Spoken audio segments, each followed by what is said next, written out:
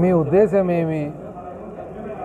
కూటమి ప్రభుత్వము ఈరోజు ఆంధ్రప్రదేశ్ రాష్ట్రము మీరు పరిపాలిస్తూ ఉన్నారు. మీ ఉద్దేశం ఏమి? మీరు సాధించాలనుకునేదేమి?